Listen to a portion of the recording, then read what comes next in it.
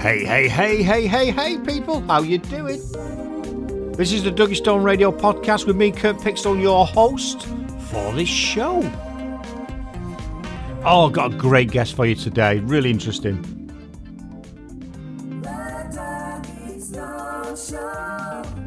Oh, yeah.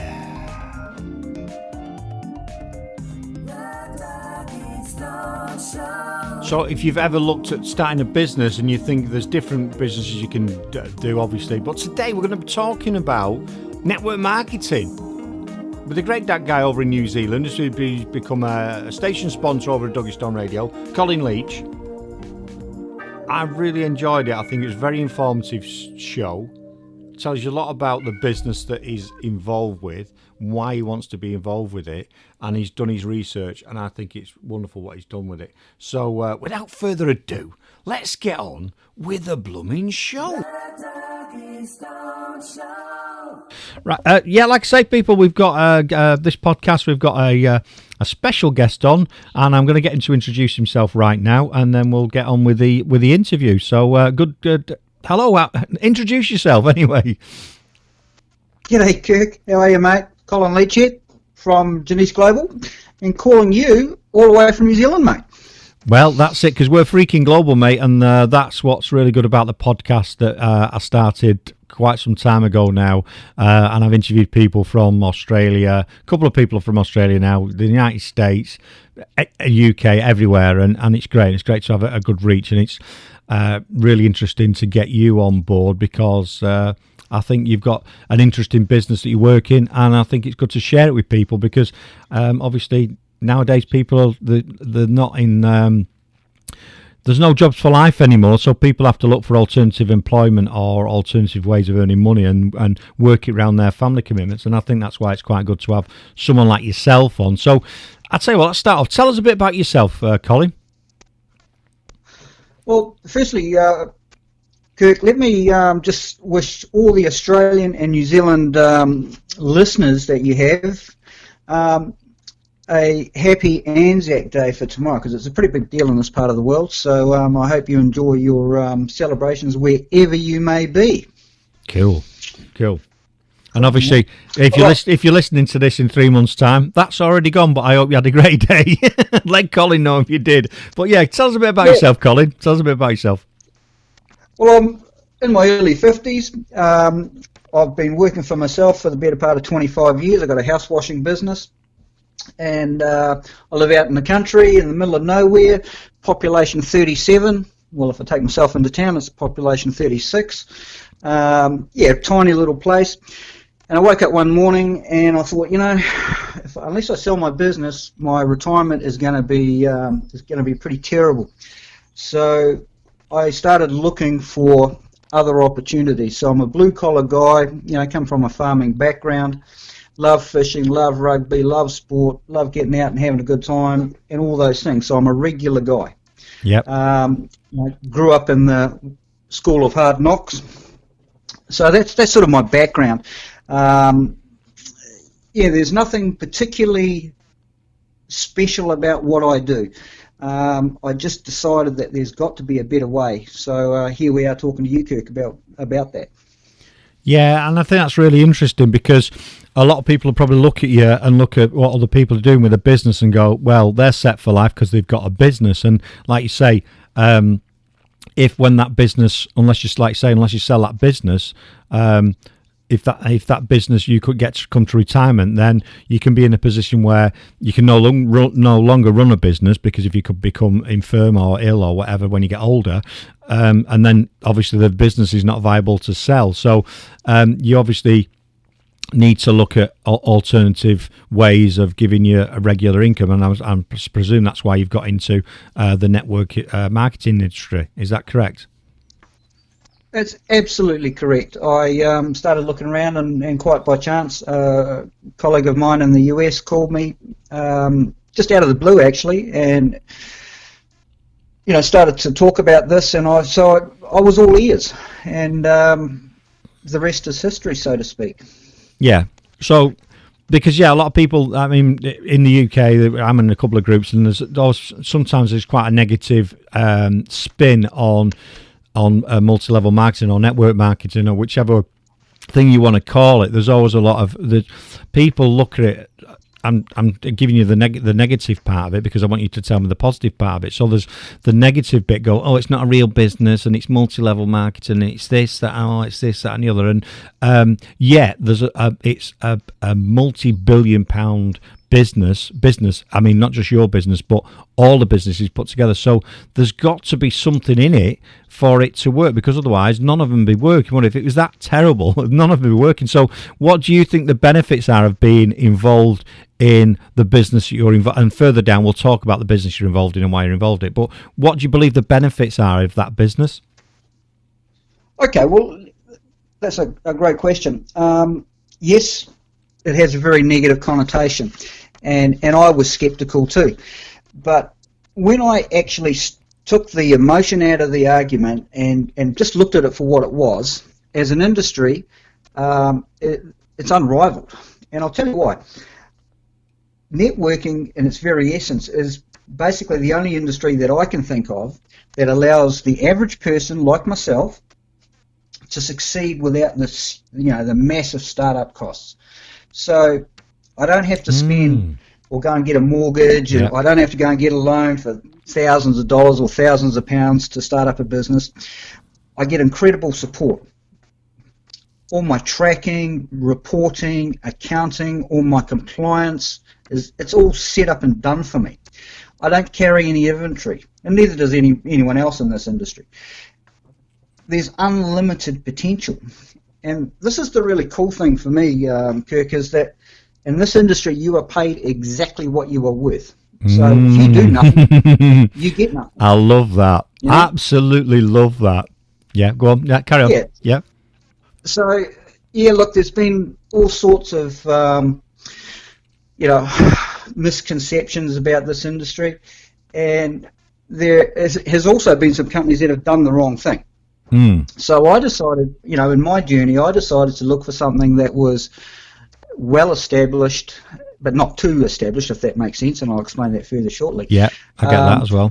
I wanted something that was reputable. I wanted to be able to call up the head office at any time of the day or night and someone answers the phone. I wanted to know they were global. I wanted to be able to independently verify that what I was being told was the truth, because that was pretty important. And I wanted a simple, basically a paint-by-numbers plan. So I also wanted something that I could start part-time and earn a quid. Yeah. And then if it started to pan out, I could move it to a full-time career, for want of a better word. So that's exactly what I'm doing. So there's lots of people out there with that. I'll give you an example, Kirk. I was talking to a guy a couple of days ago, and he called me about, he'd seen some of the stuff that we'd posted about our business, and he called me up, and he was really skeptical, and really, he was curious, but he was skeptical, and he was trying to find all the negatives in it. But during the course of our conversation, he mentioned that I've got to go and check out a really cool restaurant in Hamilton that he'd been to. It was phenomenal and was the best thing that he'd ever been to, and rah. He mentioned that his wife had found this awesome dress shop selling remarkable clothes by a local designer, and the list went on. Anyway, the course of our conversation, he says, look, I'm actually, no, I don't think I can do what you do. I said, look, Jimmy, that's fine. But guess what? You've been doing exactly what I do for the last 20 minutes, telling me about this clothes shop and telling me about this restaurant. And the only difference is, mate, I get paid. You don't. Yeah, and you know what I mean? Yeah, and what I do like about just rewinding, I was just picking up on what you were saying a bit back, because obviously we've got a couple of businesses, and one of them is a design business. We actually self-funded that without being. We put about £45,000 into it to buy all the equipment and get it rocking. Which I don't know what that's about. Probably about 80,000 Australian dollars or something. So a lot of money to put in, but we had that because of our work, and we'd amassed some money. So that was great. So, but a lot of people I see a lot of people who want to do things, especially, you know, they've not got that disposable income. They've not got £500 to put down to buy something. Do you know what I mean? Not let alone thousands. And I think that's a key point to what your business is and what network marketing is. It allows someone who's got a bit of about them, a bit of get up and go, a good personality that can actually make some money on the back of their skills. That as they can grow it over a period of time and end up getting a revenue stream that's a sustainable and gives them, you know, a quality of life. And the more they want to earn, the more they put in. It's not I think a lot of people get the misconception, and I think you're right when you said earlier on about some of these companies do it the wrong way. What really frustrates me is when you see people and they've got the laptop and they go, oh, and they're around the pool and go, you can have a laptop lifestyle. You can't just sit around the pool all day. You've got to go and actually interact with people. And I think that's some of the negative, even though they try to sell the positive, and that's some of the benefits. You can choose your time and where you work, which is great. But yeah, I think it's a really good way of someone to say, do you know what? I want to earn some money. How can I earn some money? I'm struggling to get a job. I'm struggling to do this, but actually, I'm able to go out and interact with people, and I think it's perfect for people like that. Isn't it? It's a really good way of starting a business. You know, at low cost. Absolutely, and I think the other thing too, Kirk, is that a lot of people equate a low startup cost with something that's not real. Yeah. So, for example, you can get into what I do for as little as a couple of £100, you know? Yeah. And people think, oh, you know, gee, I didn't put £200,000 into this, so therefore it can't work. Well, the beauty of network marketing is it's for the average guy, like me. Yeah. But I don't want to be average my whole life, and I'm not saying that being average is bad, but you know, I've got some goals, I've got some dreams, I've got some desires, you know, like many. And this was a way that for little or no risk, I could dip my toe in the water. Yeah. Now I've progressed way past that, and we're building a fairly sizable team. Mm-hmm. And you know, my business alone is now in 19 different countries. Wow. So that's not people and they're direct people that I have personally sponsored. Yeah. Now, I'm no rocket scientist, but what I do know is that everyone's looking for a shot. The caveat, my friend, is in the name, network marketing. Yeah. The key part of that is the work bit. Well, yeah, and get exactly, and I think too often, I mean, we've come to a point in, I believe, and this is not me knocking the younger generation because it's just how they've evolved, but there's the I call it a bit like the PlayStation mentality. What's the next level? Where's the cheat? How can I get to the next level quickly? And when people have that attitude, they're looking and they think something like network marketing, oh, it's got to be easy, otherwise I'm not interested. But you're right, you've got to work at everything. I'm not saying that work is like slogging your tripe out, as it were, your guts out to earn. But you have to do something, don't you? You have to spend an amount every week talking to people, and I think also where people make the mistake is they go for the hard sell, going, "Oh, I've got this product coming, you've got to buy it now." I think you've got to take it a step back and say, "Well, here's some examples. You're explaining your business and why you've got into the business, and I'm already sat here thinking, this sounds really interesting. This sounds really good," and that's why I wanted to interview you, because I want to give other people the opportunity to go, well, actually, is this something that I should consider as a career? Because my whole role and thing for doing these podcasts as well is to encourage dyslexics as a group to consider becoming entrepreneurs and working for themselves, because one of the things that they struggle with is confidence, etc., and struggle to get certain jobs because of the way they have to pass entry exams, as an example. So I'm trying to offer different alternatives and say, well, what you could consider this. I'm not saying what your business or this is right for everybody, but what I'm saying is, well, here's a guy we're talking to. We're talking about his experience and why he's got there. And, you know, it could be something. Why don't you go away and have a look at it? Or why don't you even go and have a chat with Colin? Because it's not going to cost you anything. He's not going to start sending you a bill for $20,000 because he wants you to buy all his products. He'll have a conversation with about his experience and take it from there. So I've probably answered the next question I had myself, which is why should people join your business? And we've not even mentioned the business yet, and purposely I didn't want to do that. But I think you should mention the name of the business and why people should join the business. I think it's a really good point to put that in now. Okay, well, the company that I represent is called Jeunesse Global. Yeah, can you just spell that for it? Because I'm dyslexic and people are struggling. Just so people understand, can you just spell the name of the business? Is that okay? Yeah, sure. Jeunesse, Jeunesse,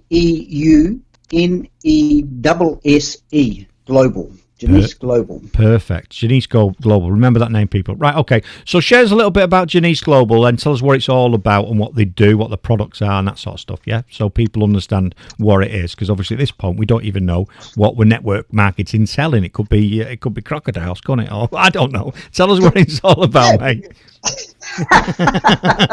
Well, look, I'm going to give you some facts, and I want to jump back to what we were talking about before when I said, look, I wanted to find something that was real. I wanted to find something that was verified. That's cool, mate. That's cool. So when my friend Mike called me and we had a chat and sent me some stuff, and this is what I found out, independent of Mike. So the company's owned by Randy Ray and Wendy Lewis. Over the last 8 years, which they're into their 9th year of business now, so they've only been around for 8 years. 323 national and international awards. So they're a rocking company. I'm sure you and your listeners have heard of Apple, Facebook, Amazon, eBay, and Google. Well, I'm going to give you a couple of facts here. They're blue chip companies. Apple turned $1 billion in revenue in year 6 of their operation. Facebook in 6 years, Amazon did it in 4 years, eBay in 7, and Google did it in 5. So it's $1 billion in annual revenue. Now, I can't even get my head around that number, other than to say it's a massive number. Loads of zeros. What I can tell you, yeah, it's just massive, mate. But the reason I mention these companies is because Jeunesse has turned over $1 billion in revenue in year 5 of their operation. Wow. Right, so we're 8 years old now. Impressive. Now, so that tells me a couple of things. One is, if they're turning $1 billion in revenue in year 5 of their operation, there are a truckload of people making a ton of commissions, and I wanted a piece of the pie. All right? Yep. So year 5, they did north of $1 billion in sales. Year 6 the same, and year 7 the same. So 3 consecutive years. So their growth has been phenomenal. So that tells me a couple of things. One is that their products are phenomenal. And the product range that we have is what we call the Youth Enhancement System. And it's just a series of products that encompass making us look young, feel young, and live young, basically. So everything from skincare and makeup through to energy drinks to weight management to health and wellness. The products are phenomenal. Yeah. So to give you a heads up here, these facts, by the way, are not me just making stuff up. They're quite findable across the internet, you know, and I can give you all the links to all this stuff if you want. Yeah. But just a few more facts that are fairly important to our conversation. This is on a global scale. Makeup, $60 billion. It's a $60 billion industry per annum. Skincare, $262 billion industry. Energy drinks, $9 billion. Wow. Weight management.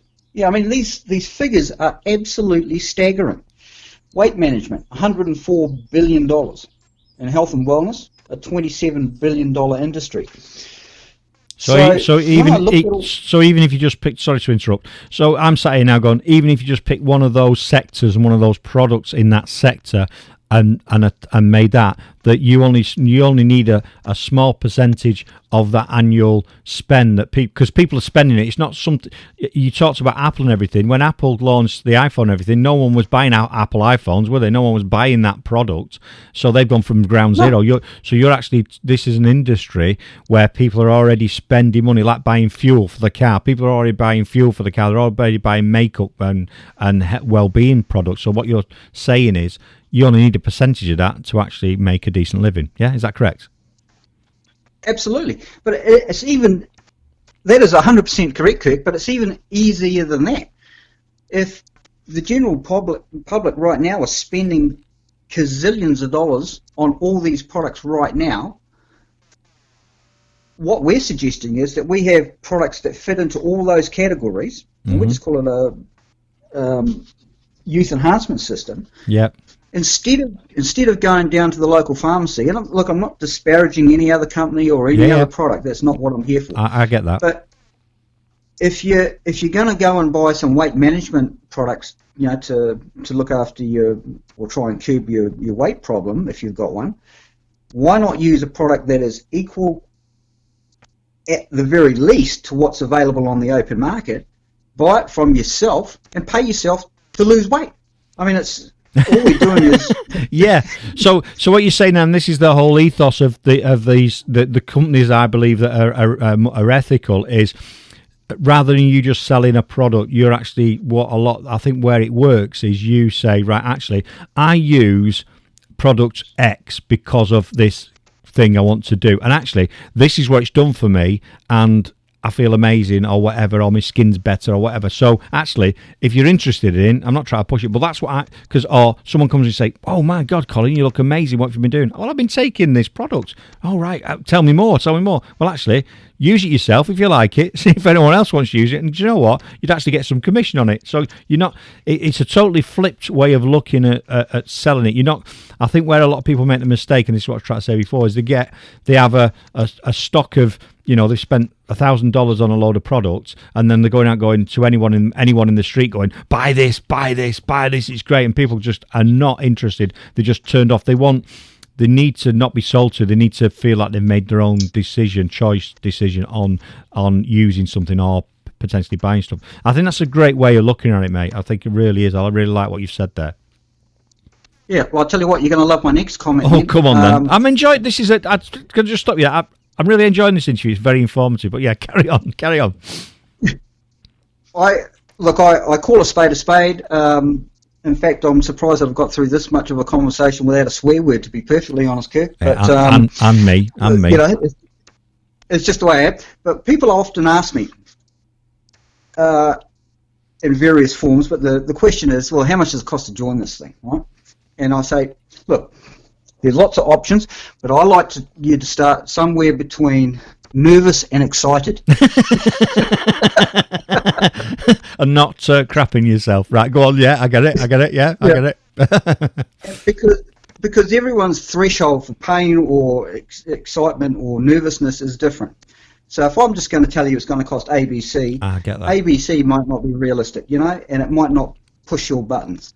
So, yeah, look, somewhere between nervous and excited. And the other thing too is I don't think people fully understand the power of networking as an industry. I'm not in this industry to go and sell 4,000 tins of weight loss stuff, although it's very good. That's not my aim. My aim is to set up a wholesale distribution network on a global scale.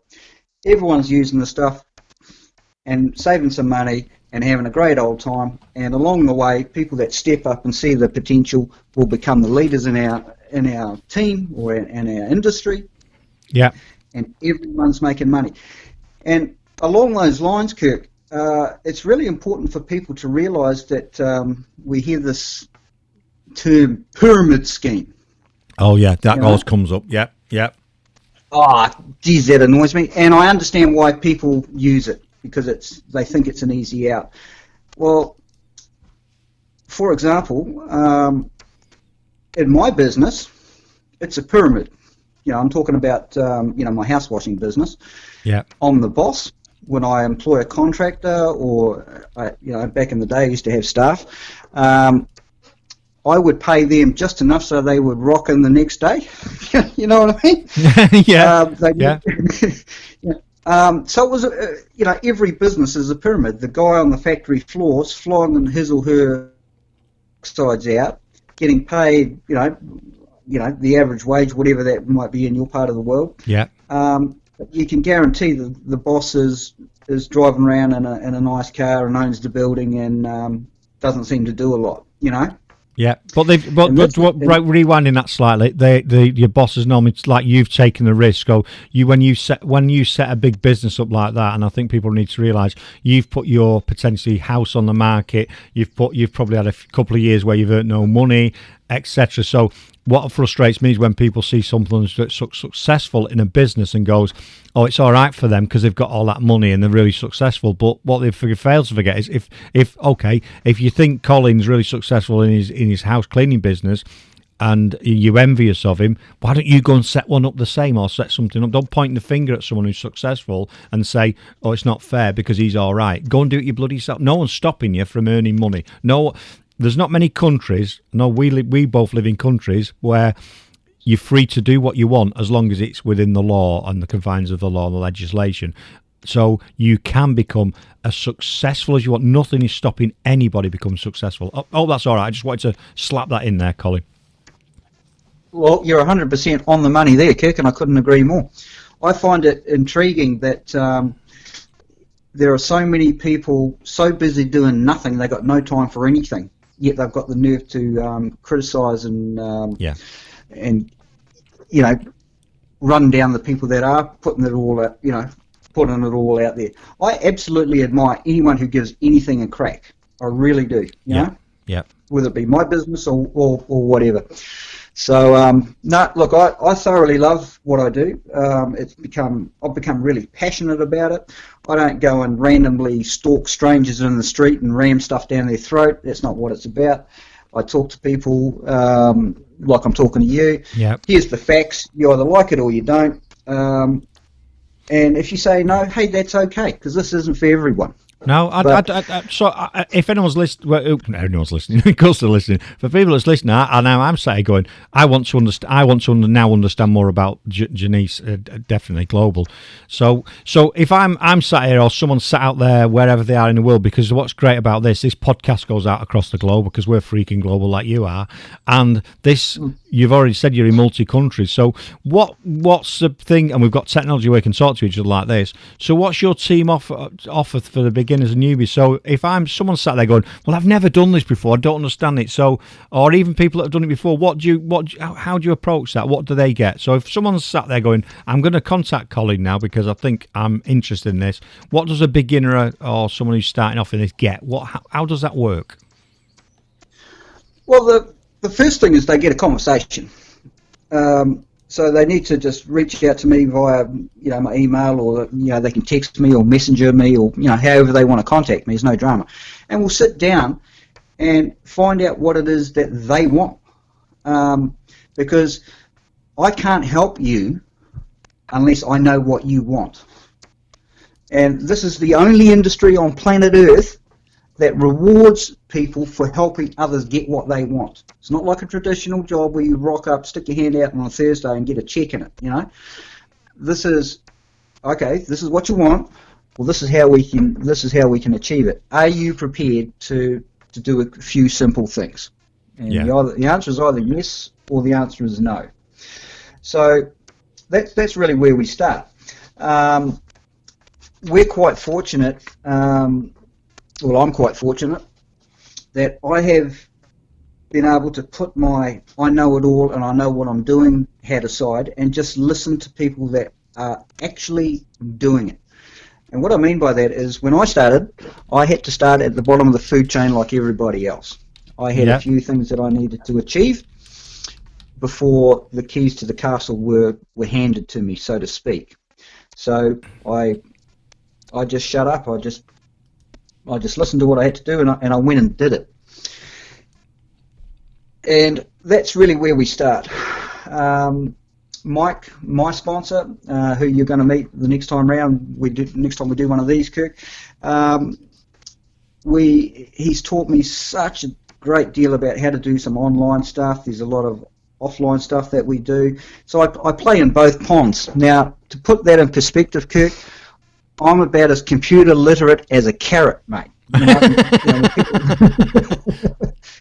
When people ask me, oh, what kind of phone you got? Yeah, black one, mate, Yeah. So look, this is not scary. It's the only thing that's scary about it is taking that first step. The rest after that is quite simple. So right now, in the spirit of being a member of the Commonwealth, I decided that I wanted to identify people from across the various Commonwealth countries and build a team. Yep. Of like-minded people. And the reason for that, and I'm sure that this happens in your part of the world, Kirk, many people, and me included, are very turned off by that hardcore rah-rah-rah American thing, that it just doesn't gel with me. And it doesn't gel with New Zealanders as a whole, or Australians for that matter, and I'm pretty sure it doesn't gel with the English as well. Yeah. So we've taken and I'm not suggesting our company does all that, but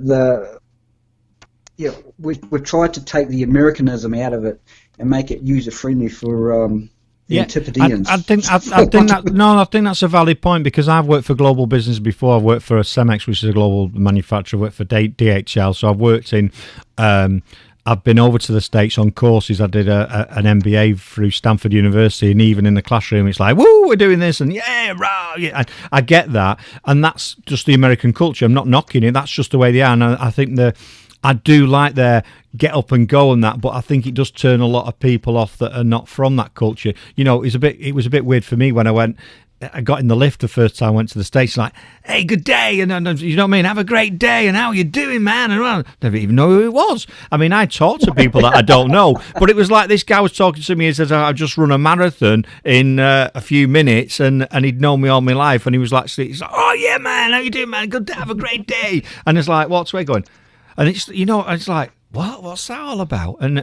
But you're right, you've got to work out the cultural differences. So, as an example, if you went to India, the difference in the Indian culture is totally different to our culture, but there's some similarities, and they're more reserved. And if you went to China, you've got to. And what I think is great about your global business, what you're trying to achieve, if you've got people in that demographic and you take away that Americanism out of it. So, for example, if you're talking to, say, me in the UK, and then I'm in the UK, I know the culture in the UK, so when I go to sell the products or interact with people, I'm already in the culture. I'm not, for one of that word, American coming over going, hey man, come and get it. The people are like, oh, get away, what's he doing? And I think that's really key. This is how it works, is you've got the fundamentals of the business model and how to do it, but actually you could tailor it to your own circumstance, your own network group, and your own cultural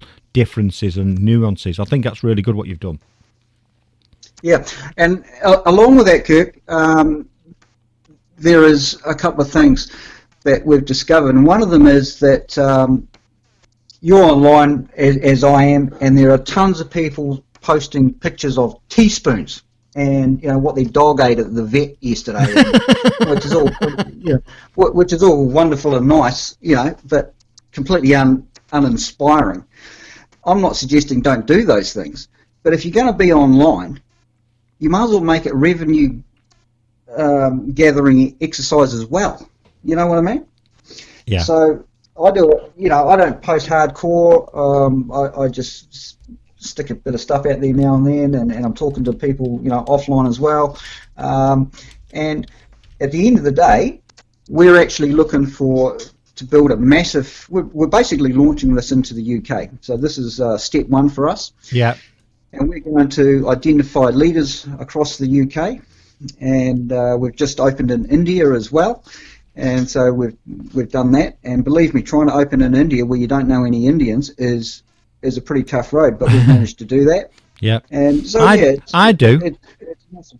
I do. I know a couple. I know a couple of people over there. So there you go. But yeah, it's I do. I know a really good guy over there. Really nice guy. He's got an IT business, and what he's doing, and he might be a good contact. What he's doing is he helps housewives do programming, and get set their own little business up doing that. And he doesn't tell anybody that it's women doing it because there's this negative thing about women in business and etc. So he's gone around it by he produces something, white label products, and goes, there you go, there's your product. The customer goes, wow, that's amazing. And he goes, and here, meet the developer. And it's a woman. So, do you know what I mean? And so he's giving opportunity. So, yeah, I think for me, somewhere like India is perfect because obviously it's still an emerging economy. There's lots of people over there, and as they get more affluent and get more money, they are going to be buying more health products and things like that. So I think that's a great market to get into. Really, truly is. The opportunities there could be immense. So yeah, cool. Absolutely. And if we get back to the UK for one moment, I also believe that. Well, let's put it this way: when 6 years ago, when Facebook was, Mark Zuckerberg, when he decided to launch that, I'm pretty sure I didn't get an invite to go down to his and invest in that company. No. And with hindsight, and I don't know too many people that did. What I do know is that it's a multi-billion-dollar company now, and wouldn't you like to be right at the beginning of that? Yeah. Well, I've got exactly the same opportunity because the numbers don't lie. So in year 5 of our operation, we turned $1 billion in revenue. Yeah. So, we're right up there with some of these blue chip companies. Just a couple of quick other facts along these lines. And I can provide, these are all third-party independently verified facts, and I don't mind sending the necessary links to whoever wants to see them. But for the 32 of the last 36 months, we've been ranked number 1 in momentum. Business for home. On the DSN Global 100, which ranks the top 500 privately owned companies, we're ranked number 14. Yeah. 13 of the top 100 earners in this industry on planet Earth are from Jeunesse. Wow. So, so if we jump all the way back to where we started, why did I join Jeunesse? Well, it was a no-brainer. and you were somewhere between nervous and excited. So that's great, Colin. I'll tell you what, I think we need to do another, like you say, you've got someone in the States we want to talk to. I think we'll do another interview like this, another podcast, and I'm sure people are going to want to get into this. And what we'll do on the show notes, we'll add any links, we'll add your contact details, we'll add a link to Jeunesse Global so people can check it out, and any of those verified external links, send me all them. We'll put them all on, and then people can look at it, have a good précis of it, and go, do you know what? This looks like something I want to have a conversation about. So how can people get hold of you, Colin? Because I think we've covered everything we need to cover in this episode. So what's your contact details? What's the best way for Joe Bloggs sat at home now going, do you know what? This sounds brilliant. I need to speak to Colin. I just want to know a bit more information. And what I'd say to people, don't be afraid of ringing thinking when you ring, he's going to want to give you the hard sell, because obviously if you've not got over from the conversation, I don't think that's the case. So if you just want to ask a bit more questions, I would definitely give Colin a ring. I've been talking to Colin for 6 months or so now. I really like the guys, and otherwise I wouldn't have had him on the show. So what's your contact details, Colin? All right, well, excuse me, I will send you over my link so people can grab me from there, but they can email me at bamboofxglobal, I'll spell that, BAMBOOFX Global, GLOBAL, at gmail.com. You can hook up with me via Facebook. You can also text me. I would suggest from your part of the world, don't ring me because it'll cost a fortune, but text me, and there is a reason for this. Text me on +64 21 0837 4736. Do not call me, because if I see an English number, I won't answer it, and I'll tell you why. In this part of the world right now, we are being bombarded by some scam people that are using English numbers they're not from England, but and it's all over the news at the moment. And the moment you pick up, they charge you like $45 a minute to answer the phone. Get that. Yeah, there's a lot of that going on. Yeah. Okay. Yeah, so I'm not suggesting they're English or from England, but we do know here in New Zealand that they're based in Europe somewhere, but they're using English phone numbers. Yeah. So I won't pick up the phone. However, if you text me and say, "Hi, it's Bob," Bob, I listen to Kirk, I will get straight back to you. Correct. No, that's brilliant, that, Colin. I really like that. I've really enjoyed the conversation, and I'll be getting you back for a further session. We'll talk to the guy over in the States. Might be a bit more hoo-rah-rah, but that's fine, because we want people in the States to get involved as well, don't we? And I wish you all the success with this, and I know you're going to make you're a very astute guy. You've looked at the numbers, and you're very passionate about what you do, and I really like it. And for me, I think you've give everybody a real good understanding of what Jeunesse Global is about, why you're involved in it, and how people can or not get involved in it should they wish or wish not to. I think it's a really good way of approaching it. So thanks very much for your time today, Colin, and it's been a great interview, and I hope you have a great day. Kirk, I really appreciate your time, and I'm looking forward to catching up with you again. And look, thank you. You're doing a great job, and you're freaking global, mate. Yeah, and is it right? Do you say kia ora in New Zealand for hello or good day or whatever? Is that what you say, or is that wrong? Am I wrong there? It might be a swear word. No, no. Well, that is correct, and it's kia ora is how it's pronounced. Yeah. Kia ora. So it basically means hello, how are you? And kia kaha, go strong, be strong. Excellent. Yeah, we've taught them some New Zealand as well. But yeah, have a great day, Colin. Thanks very much. Good luck with your business.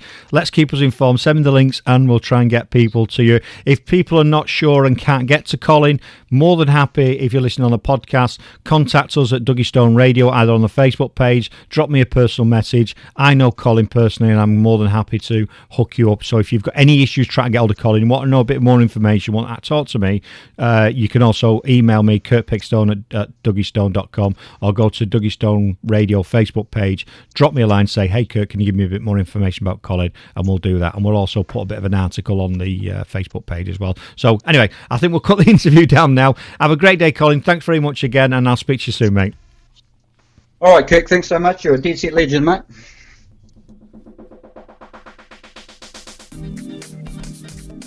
Oh yeah, the Duggystone Show. Yeah, you was listening to Colin there. Go and check him out. Great guy. And if you're interested in starting a business and you want to look at networking marketing, why don't you just give him a ring? Go and check out our radio station, duggystoneradio.com.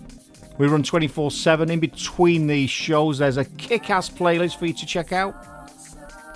Unsigned artists, we have business shows 10 to 11 every day, Monday to Friday UK time. But go to the website, you'll see the playlist.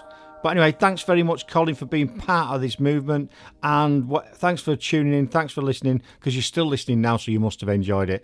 And as I normally say, see ya. The Duggystone Show.